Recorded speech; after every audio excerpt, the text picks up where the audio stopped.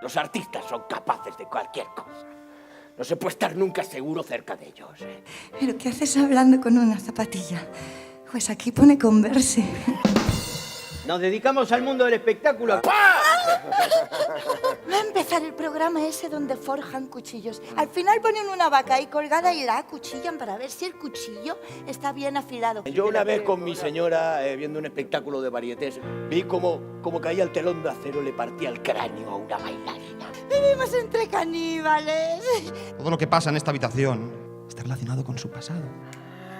Qué loco todo esto, ¿no te parece ahora? Disparada a lo más alto, deshaciéndote en pedazos, vuelan en mil astillas de vapor. Pasa todo tan despacio.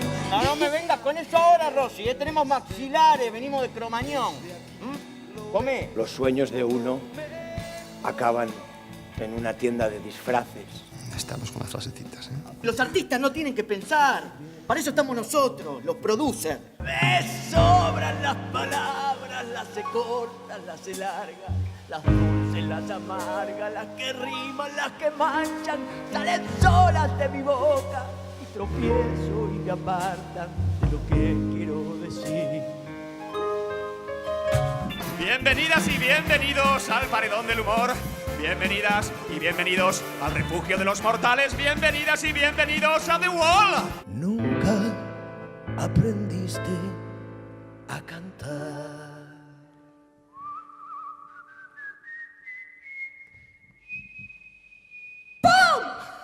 El mundo es descomunal a veces. Y es tan grande, mirá, tan grande que uno no sabe dónde esconderse. Y buscá bien tu lugar, pero no, mirá, no. Hay rincón que valga. Ay, lo he visto escrito en el muro. Mientras dormía, solo unos cuantos ladrillos más y ya todo estará listo.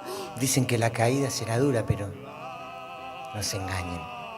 Acá hay moqueta. Este país está forrado de moqueta.